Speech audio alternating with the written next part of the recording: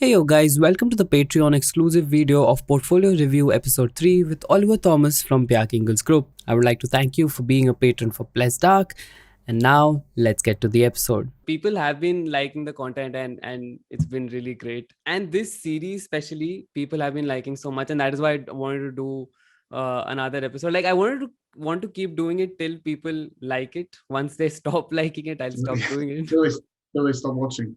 Yeah.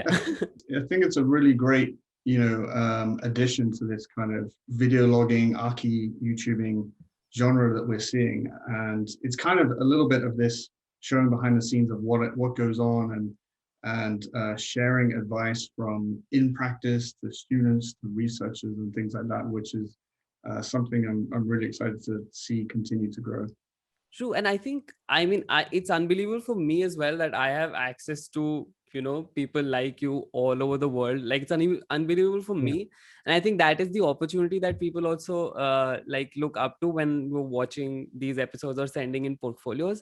It's the opportunity to have their work, sort of being looked at by people around the world, and I Yeah. think that is what really gets people back here as well. And I am grateful for that. Like I am still Yeah, and amazed at the fact that I'm grateful for you inviting me to your platform to talk to all these people. I wanted to talk to you a little bit and ask about, you know, according to you, what really makes a good portfolio? What are you looking for? Good question. I mean, I think with a portfolio, you want to see, that someone has a design skill, someone's telling you a story of both themselves. So, like, you get a little bit of a flavor of what they're about, and you get that in the cover letter is also a great opportunity to do that. The CV obviously gives a background of like information, but the portfolio, you're really getting across your unique look on architecture, and you're kind of telling stories through each project. And so, I mean, that's the first kind of goal of any portfolio. And then, of course, as a specialist, I'm also looking at, and also as a generalist, you're also looking at what skill sets you might have as an architect. What are the tools of the trade? Because technology is a big part of what we do, and whilst most of our time in university is spent in the design world, um, the technologies and skill sets that we use as architects is still very in an important aspect of that. So um, that's one thing I'm sure we'll touch on is like you're not only showing the kind of finished and polished side of your portfolio, but you're also giving a glimpse of like behind the scenes a little bit, showing like how you actually work your own design process. And so those are the kind of things that me initially look at is kind of what is a little bit about yourself, trying to get your character, your authenticity as a designer. What is your design interest as well, your skill set, and also like trying to understand your digital skill set as well. So the first portfolio that we are looking at is the portfolio of Nima Mirzajani, and I think the next one also piqued your interest. Yeah, I think this one as well. Initially, he's got this diagram sequence. I'm not 100% solved of the optimization thing again because I don't know what's behind it. Like, was that a script? Is that him just creating a diagram, uh, like trying to portray that? So it would be interesting to understand what he used to do that. He's got like initial image, this kind of nice image of this like super space-like sky. I mean, I do like that. It's kind of fun, and the building itself, again, this is like a bit more of a developed project. I feel like I can sink my teeth into it. I'm seeing some interesting stuff here now. He's got this kind of overall form, and he's thinking about how that's being built. It's got like there's a diagrid kind of structure to it. So he's Yeah. thinking about how the structure of it is not just some blobby surface he made, and then underneath that he's got this kind of he's laid out a few typical units and he's kind of placing it around, and it's that balance between creative expressive geometry and rational building approach. And I think this is a really nice combination between the two. We have an overall expressive complex form, but underneath this skin is actually a kind of quite a rational, buildable project. So this definitely kind of, okay, I can see he's really thinking about this, and his experience is shining through this project. He's obviously worked maybe in practice for a little bit at this point. But these two projects, I felt like, okay, there's some things I can sink my teeth into, and I'd love to kind of follow up with him on some questions. But again, how did you get to this? Like, what tools did you use? Again, I'm putting on my kind of computational and tech hat. What tools did you use to do this, and what softwares did you use? I don't even know if this is Rhino, Grasshopper, Revit, SketchUp.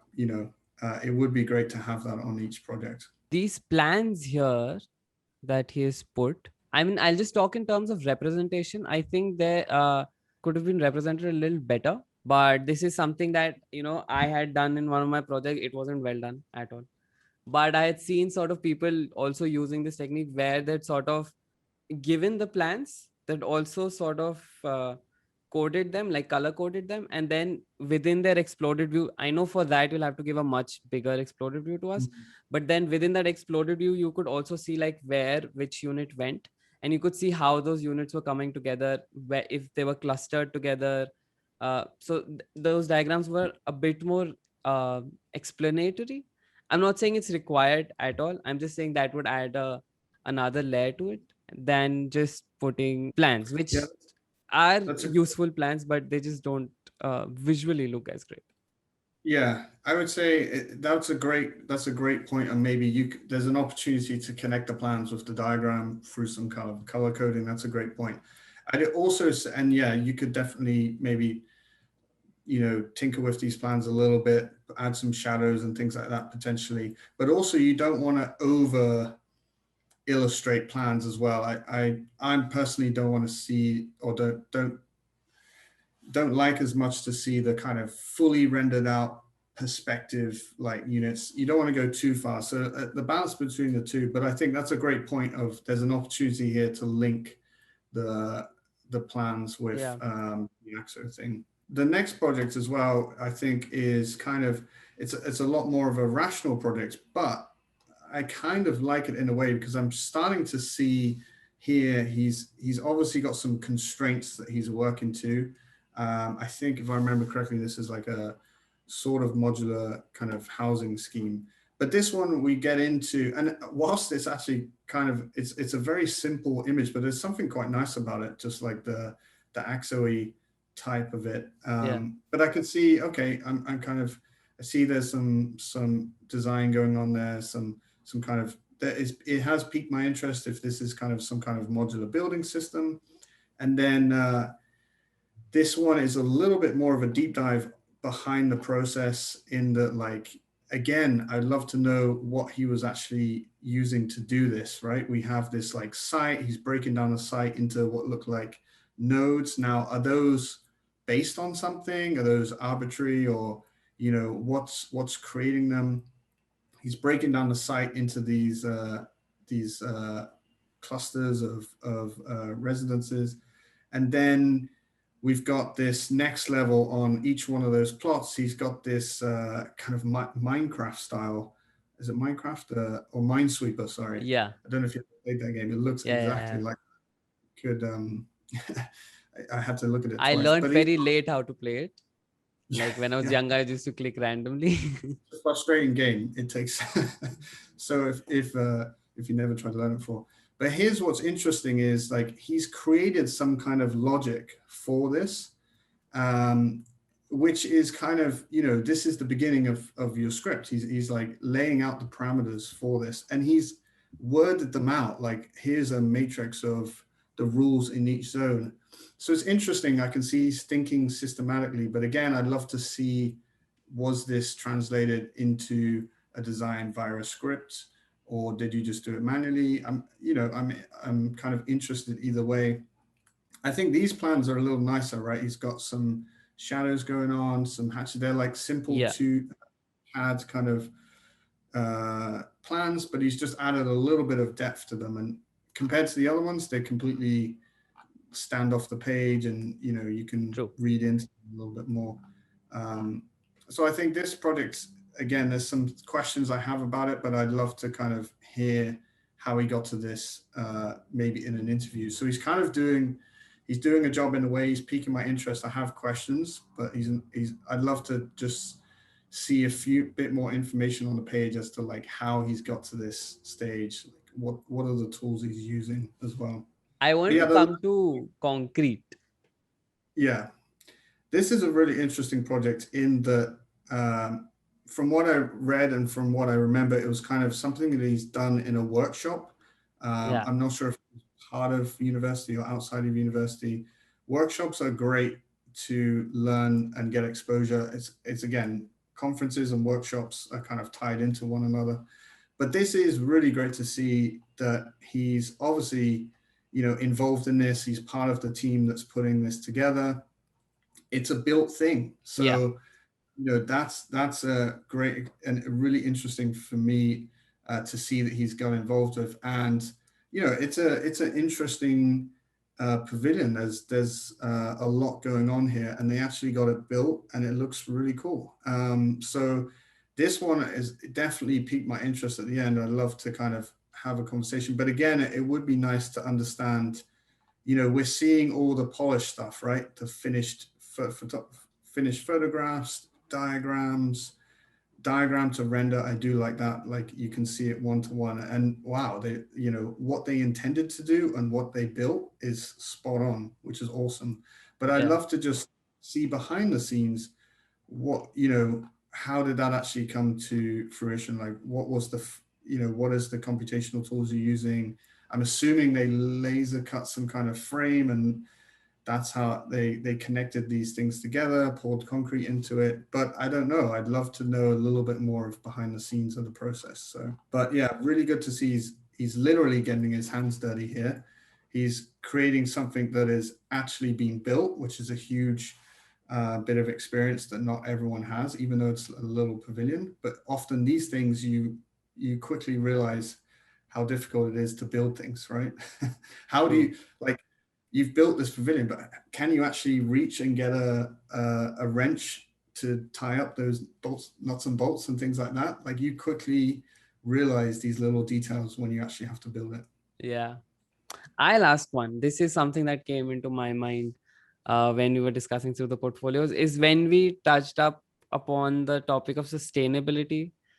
Uh, and when a lot of projects, when they're released and in their description, it says, you know, so and so sustainable and stuff like that. And the first question that comes to my mind, is this the most sustainable option, or was this the most beautiful sustainable option that you went with?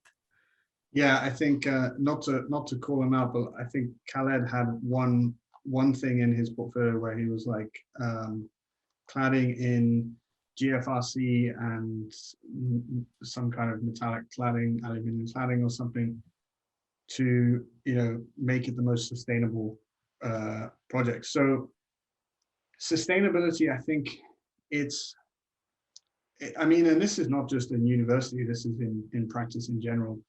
There's a holistic approach to it, right? How, how sustainable is this project? Is this from a, um, conceptual level, as in how much energy is it going to create to build this thing? How much, energy is going to be consumed whilst it's being used? And then also, how is the project itself tying into, the world of sustainability, and kind of helping to move the needle in some way? So, I do find it a bit, again, not to pick on his project, but with Khaled's projects, like obviously to build a building with that complex geometry, it's hard to say that that's a sustainable building, because it takes so much more energy and effort to create that building. Yes, you can get some credentials afterwards that it's, got solar panels on the roof and it performs a certain way, but, it's not necessarily a sustainability has become a bit of a buzzword, and so there's there's different aspects to it. For me, what I find really interesting is how do we as architects play our role into issues like the global warming crisis, the affordable housing crisis around the world. And for me, what's really interesting is how do we play our role in that? And so when you see projects that have that thinking ingrained in the concepts, for me, that's really interesting. And that's where the earlier you're thinking about sustainability, the more impacts that you can make. Like maybe we shouldn't build a building. It's probably, you can make a huge amount of impact in. You know, and there's loads of technologies as well. Like mass timber is a huge thing as a sustainable building material. Doesn't sound like a technology, but This is it's just, a yeah, please continue. it's a great way to make a building more sustainable and things like that. So there's an array of technologies, and it's about kind of stitching some of them together. You know, these points that you touch upon, I just remember one of my friends who right now is studying at SIAC. Um, when he was so we were in college together, and one of our projects was about we were given a site like nearby our college, and we had to create a housing for the elderly. And for our first review, obviously, then everybody got their, so this is the initial stages, right? Everybody's got their initial design, what they have in mind. he got he just did research, and he got a few research papers. And in his first review, he just wanted to talk about the fact that you should not make a housing for the elderly at this place. Like, why is Yeah. that not a good idea? That was all his discussion was about. Yeah, it's probably not very profitable for architects to do that, He but got, I think he did not get graded for that review, but I think it was interesting to bring upon that fact. fair play to bring that up. But it also depends on what firm you're trying to apply to, right? Obviously, what we do at Big, we're really interested in sustainability and this kind of hedonistic sustainability, as it's called, and this holistic approach to creating sustainable buildings, both in how they're built, how they're used, but also what they're about. So for me, yeah, I think, and student projects, I see really interesting stuff about really exciting things. How, you know, projects that adapt to rising sea levels, or projects that utilize mass timber and things like that. So university is a great place to do that. And it really connects when you apply to firms that also connect with that kind of stuff. True. All right, let's go to our second portfolio for the day, which is Khaled Omara's portfolio. But again, I get it. It's, you're straight out of university. I'm trying to think in my own head whilst I was reviewing this, like what is the best way to get this across? And it's difficult. I just, it's an indication to me. I will ask like, okay, if you know Grasshopper, I break it down into levels. Like level one, you've never used it before. Level two, you can open it, you can maybe download other people's scripts and maybe run them. And then level three is you can download the scripts and modify them significantly. Level four, you can actually start to create your own scripts by yourself, maybe copying bits and bobs from other people's. And then level five, you're just all out creating. You have no problems End to end, crafting. you're doing everything yourself. So, you know, I think it's a difficult one. Like with specific stuff, I'd maybe, if you really have a knowledge of Revit, you probably put very good with family editor, can make custom parameters, etc., etc. Some buzzwords that you know that someone else that understands it understands, right? I know Grasshopper. Uh, I'm very familiar with data trees in Grasshopper. If you say that, I kind of, okay, he or she is talking about data trees. You know, there's some understanding of Grasshopper there. Like, if he, He's I think if he really wants people to go through it, it'll be much better to spread these things out in multiple pages, so that people are given the opportunity to sort of gauge through each and everything together, because there's like too much in this page altogether. Yeah, there is some nice, like I don't mind the plan, and then like the bottom of the page, the elevation kind of, or the section, sorry, kind of like comes up from the bottom of the page. It's nice, but yeah, maybe a little bit more breathing space. For example, like every drawing, he's got the index of like what those things are. So that there's one just labeled base building level, you know, I'm not going to be able to read those. So like, give yourself a bit of breathing space, and just call out the important things. Um, but you know, he's got the graphical style, and you know, it's also beautifully line weight is beautiful and all that kind of stuff. So um, yeah, I think True. it's a beautiful drawing. I mean, you can Yeah, clearly see that he is skilled at a lot of softwares. I mean, yeah, he's got a grasp on modeling. He knows how to draft. He's got visualization skills, graphical skills. So yeah, this is, you know, it's a great illustration of his skill set for sure. so as I'm going through how his portfolio changes as well, I'm like in the first portfolio, it was I mean first project, it was much grander with the visualizations and everything. And then in the second one, I don't know, it doesn't hit as hard. And when I go to the third one, it's sort of I'm just saying graphically, visually, it hits even lower. I'm not Yeah, saying that's a bad thing, because obviously he kept the best thing for first, but it sort yeah. of looks like it keeps changing as you go from project to project. I think I'm assuming the first page was his like thesis. This Yeah, so next he one went is all in.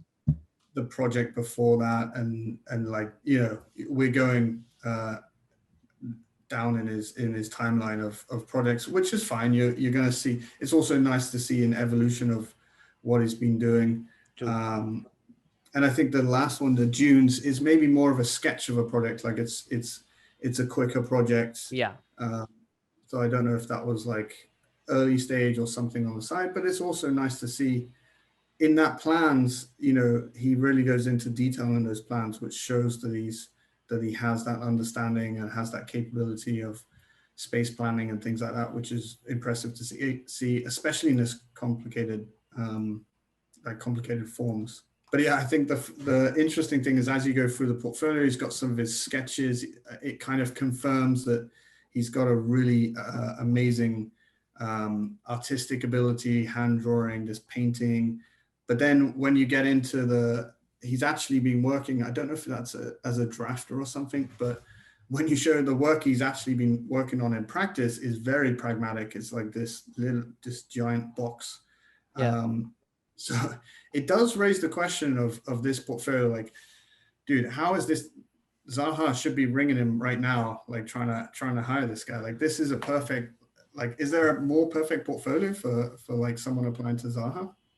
We should we should try and get him connected. But I do wonder, because it's so stylized and it's kind of you know, he has a particular design approach. It did question myself, like, is this gonna hinder him in a way that, like, well, we don't do this kind of stuff, so is this gonna translate into practice?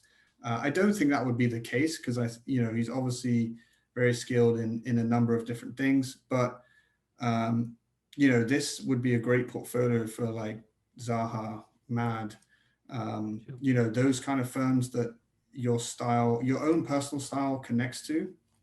So yeah, I like, this guy should be sending it to Zaha, Mad, maybe you in studio that they don't are not quite that expressive. Um, and yeah, see if we can get him in contact. I love for him to reach out, and we'll see what, you know, what his application thing is going so far and what he's interested in doing, because this seems like someone really interested to work at a place like Zaha, and it's like his own personal style connects with it, which I think is great. That's what you should pursue. True. But yeah, Zaha, give him a call now. Like somebody's watching. So when we were discussing the portfolio with Mariana, she had told us that so when she applied to Zaha, she took like this big booklet, and it was just one project. The whole portfolio was just revolving around one project, Mm, and she had done it in a very detailed manner. She had all yeah, the render, she had everything in that booklet, but it was all she done it. I think she told me she done it like a magazine or something, and the whole thing was about just one project. If you want to try that idea, I think because your first project is like really really powerful and there's so much in there, I think you can sort of show everything that you can offer within that one project, like if you want to. Yeah, if you have like this guy could do that because he's got this one mega project that's like multiple projects. So you could Yeah. absolutely do this one. It is nice to see a range of projects if you have it. We'll see in one of the portfolios, right? It is just a deep dive into Yeah, one. one project, yes. So yeah, I think it's a risk, but like if you have a deep dive thesis project, then yeah, you can go with it. But you also want to see like if you have some experience, that's also like I know the pages at the end of his like drafting or whatever he was working there, although they're not like super exciting from a design perspective, I'm also seeing that he has a knowledge of working on documentation stages. So that does add to things. All If right. without it, I would just see this entire concept booklet, and I'd Yeah. be like, okay, this guy can do all this stuff, but does he know how to detail and things like that? And I understand coming out of university might not have that skill set, but this shows that he also does have that. So in this case, I think it's a benefit. Let's go into our third portfolio. I was just looking at the skills section where it says Rhino 6, Rhino 7, and then in the bracket it also says author. Yeah, Uh, we'll get. Yeah, so this guy has gone maximum competency in Rhino 6.7 Enscape, and he's like a 9.5 at Revit. Okay, at least a 9.5, right? Would you say? So again, this is great to see he has all this skill set, and actually for me, what's more interesting is the workshops. Um, Computational Design Next, you should check it out. He's gone to so many really interesting in Python for architects. He's got all these different ones, which is great to see. I think that's a great thing to add to your CV if you have done, put in workshops, conferences that you've done. But then, yeah, when we get to the skill set thing, he's maximum Rhino 6 and 7. And he's put author, and I don't know, I only think that it's a mistranslation maybe of what author is. But what I read that is he's actually helping to I mean, code yeah, the Rhino, program. yeah, and also Enscape. That So is what I was sort of thinking. yeah, so Also, are I would, Rhino 6 and 7 sort of different? Isn't just one the higher version of another? well, I guess only that's Rhino 7 has new features, so they are the same program but different versions of it. So there's a lot of new stuff in Rhino 7, for example. But yeah, you could put, if you're a master at Rhino 7, you're a master at Yeah. Rhino 6. I think that author has something to it. Like, I would want to know more about it. Yeah, I'd love for him to reach out and just explain that. Maybe he's actually helping to Work, code yeah.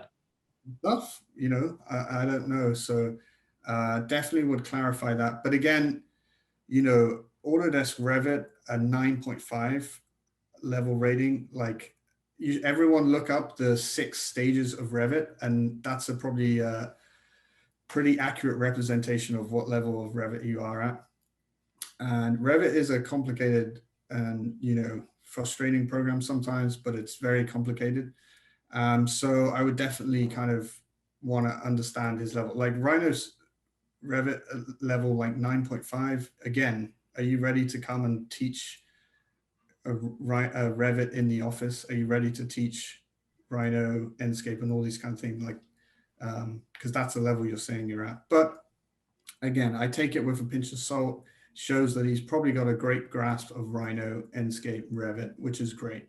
And we'll find out in time. The fourth one, again, yeah, this is he's obviously got a visualization skill set as well. It looks like he's using Twinmotion, which is a great tool to use.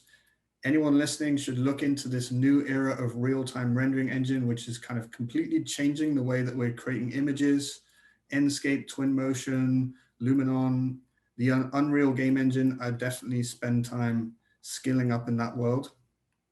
And this project was interesting visually. I'm kind of looking at this image like, okay, what's going on here? But the story of it did not come through. I had to dig in and like you see it and then you see like a site plan, and I'm reading a bit of the text, and then Yeah. you're kind of in this kind of photoshoppy image with the pink sky. It's very graphical, and I'm not quite reading what the story is. And then when I get into it, he's kind of, if I remember correctly, he's kind of bouncing between this world of pragmatic human made geometry with more nature driven freeform geometry, which is actually a few people have talked about this, and this is like a big discussion in architecture. Um, but yeah, I think he could just be a bit more of what the story is. I'm just seeing like polished images here. I'm not even 100% sure what the project is. Is it just this canopy thing? Um, yeah, I think that there's just a bit more of a story to be told here. Yeah. I mean, this project starts off again, it piques your interest when you look at the first thing, but then there's not much to chew on as you go through. It's like it does call you with it, with the image, but it doesn't really uh, Yeah, explain things to you beyond that.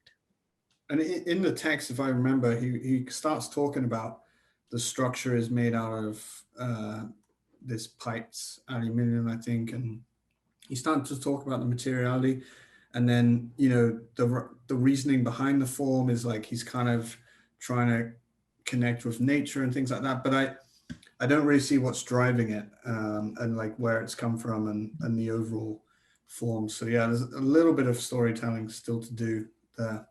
And then uh the next projects are kind yeah, of, I think he's got a wrong spelling from Mercedes in there, yeah, it should be a which is C. just Yeah. like you'll find a ton of spelling mistakes in any Instagram and things I post. So I'm on that side, so don't worry. But yeah, that one did just spring out to me. But yeah, it shows that he has experience here working in practice. Again, I'm still not 100% sure what projects are in practice and what projects are in university, etc. Because we're bouncing between the two now. Like project 6, is that his own work? Is that something within the practice he was working in? Apologies if I missed that, but yeah, I couldn't quite tell where he was going with it. And again, I think a lot of the projects from here on out, again, I was just trying to, he's deep diving into the technology side that he's using, but I'm also just trying to fish what the story is behind that project. I think on page 30, there's a picture of this roof that he's kind of designing in this project, and I'm just trying. They're very difficult to even see what the difference between the sequence is. What is the sequence? Is it left to right, bottom to top, etc.? And what he's trying to say here. So that one is a little bit. I think there's just a little bit more storytelling he could be doing here. One thing I will add with this is I saw that there was a full version of the portfolio on issue.com, and Yeah, I did look it up, he sent and me I just two. realized, yeah, oh, that's interesting because I thought this one is the newer one, and what he means by full, I think it's just full res. But the other one, I did have a little peek through that, and I found I actually kind of like that portfolio a little bit more. And there were some projects in there that were really interesting that he doesn't have in this one. So if he is listening, I think you had I quite liked it must have been your 2020 portfolio, said it was about a year old. I really liked the graphics of that, and also some of the projects in that. There's one with this brick wall, which was quite nice. There's another one where it's the building's kind of floating on these lights. There's some really nice stuff in there, and he missed it out of this portfolio. So um, I would go back and maybe rethink blending the two together. I had not. I think I had just read because one of them said a shorter version, one of them said a longer version, and I just went through the page numbers and I saw like initial pages were same. I went through the page numbers and I thought this is just a shorter format of this, and I knew we were doing 5 portfolios, so I selected a shorter one. And this was the newer one. I think this was uploaded 3 months ago. The other one was uploaded a year ago. So this is the new. You got the right one. I'm just saying. I think there's some stuff from the previous one which I actually really liked. I really like the graphic style and things like that. So yeah, my advice would maybe blend the two together for the next version. Let's go to the next portfolio, which is Heba's portfolio. Her images are, they are actually quite nice, really nice composition and the way she's put them on the page. Equally, she's getting away with quite diagrammatic black and white drawings. So I would like to see a little bit more detail in them and, maybe get to rendering, but it does, it fits within the portfolio. There's pages of just images. So like I'm getting something, but I'm also not getting too much. And the black and white theme is kind of nice. It obviously goes throughout the way through. Page 38, 39 is a beautiful poster. That's actually, it's a really cool image. Yeah.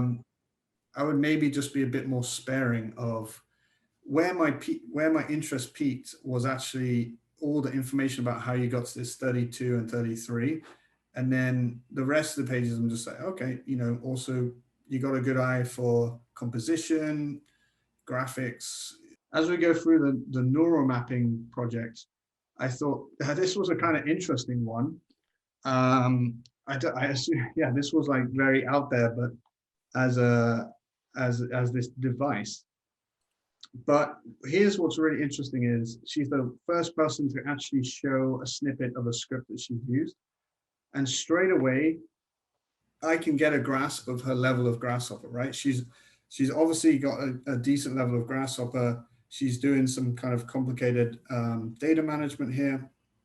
Equally, I can see maybe I'd have to kind of dig into the script a little bit more, but it looks like whenever you see the same components copied around, you could get maybe a better understanding of data trees, so you can kind of do that in one smooth process.